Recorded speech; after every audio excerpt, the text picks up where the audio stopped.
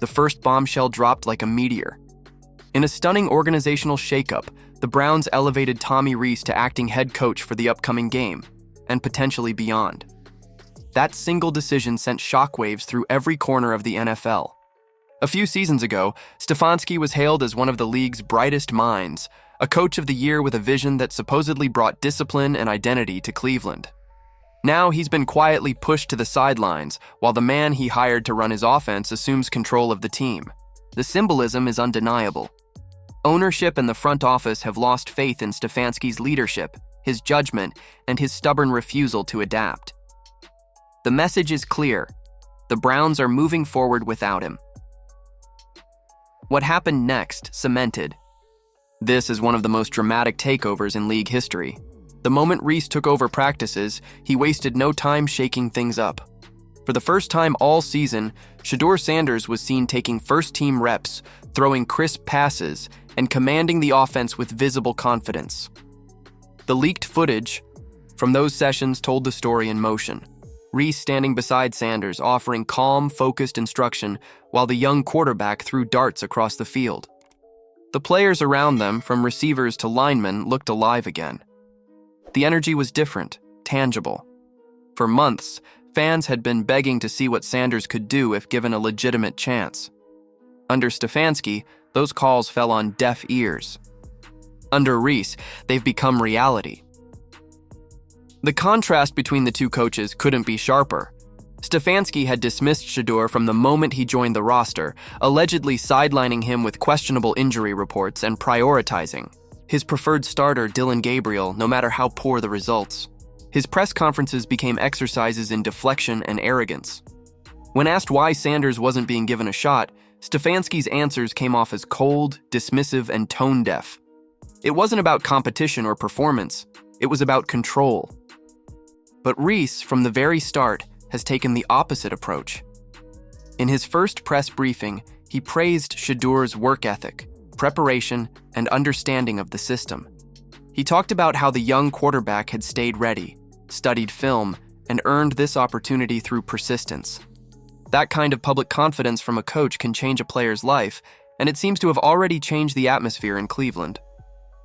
Inside the locker room, players are responding. For weeks, the Browns' offense had been lifeless, predictable, and uninspired, a run-heavy scheme that felt more like survival than competition. Now, there's hope. Reese brings with him a reputation as an aggressive, fearless play caller who believes in attacking defenses instead of managing games. He designs schemes that accentuate his players' strengths, not limit them. And for Shedeur Sanders, that's everything. Sanders is a quick processor, accurate passer, and dynamic decision-maker when allowed to play with rhythm. Under Stefanski, he was shackled to the sideline. Under Reese, he's finally free to show what he can do. The system Reese is installing plays to Shedeur's strengths: quick release throws, vertical shots, and pre-snap reads that give him control of the offense.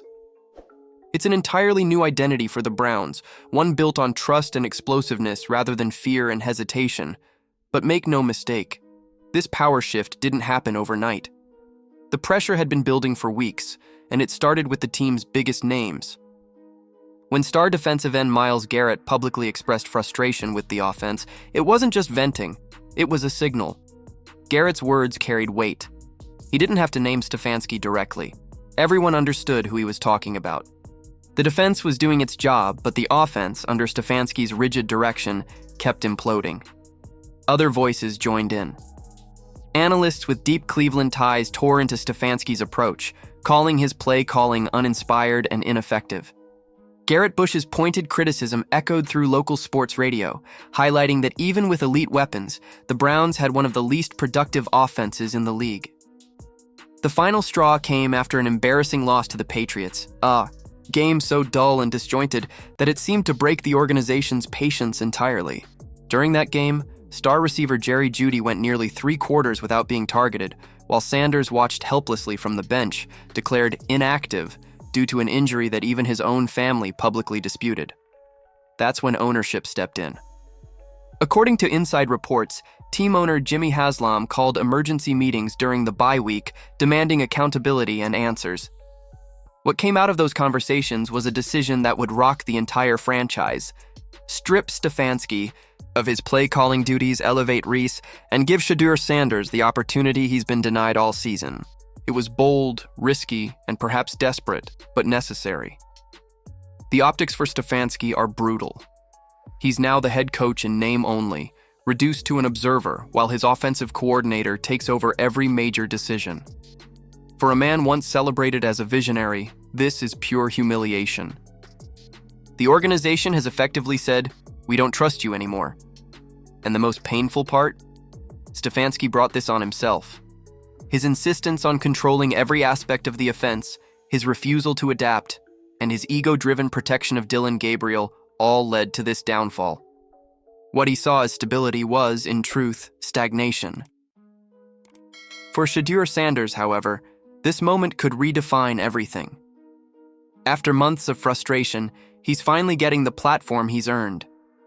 He stayed disciplined, quiet, and professional through all the dysfunction, never lashing out publicly, never giving up.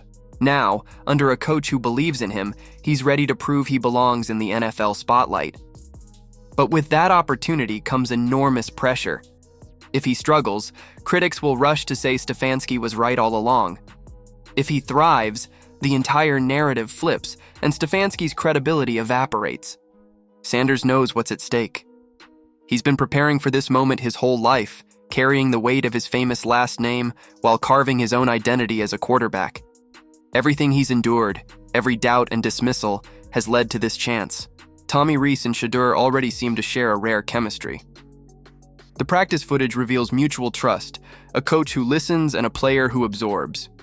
Reese explains concepts, Sanders adjusts immediately. There's respect, communication, and a shared vision. It's everything the offense was missing before. For Dillon Gabriel, though, this turn of events is devastating. He was Stefanski's guy, the quarterback the head coach went to war for, and now his protector is powerless. Gabriel's future in Cleveland looks uncertain at best. Inside the locker room, the divide is real but manageable. Veterans like Garrett likely feel relief. Finally, someone has the courage to make real changes. Others might feel sympathy for Stefanski, who despite his flaws did once lead this team to success. But everyone understands one truth. Things couldn't stay the same. The Browns were spiraling, and Tommy Reese's takeover might be the last hope of salvaging the season. The next game will define more than just the scoreboard. If Shedeur shines, and the offense looks revitalized, Reese could be cemented as the new leader moving forward. If it fails, the organization faces an even deeper identity crisis. Either way, the damage to Stefanski's authority is irreversible. Once your subordinates take your job and outperform you, there's no coming back. Cleveland's leadership knows it. The players know it. And Stefanski, for all his composure, knows it too. For Browns fans, this is both a nightmare and a dream. It's chaos, but it's also possibility. For the first time in months, there's excitement again. A sense that maybe this disaster can be turned into something meaningful. Maybe Shedeur Sanders is the franchise quarterback they've been searching for. Maybe Tommy Reese is the leader they've needed all along. Or maybe this all collapses in spectacular fashion. Either way, one thing's for sure. Cleveland football just became must-watch television.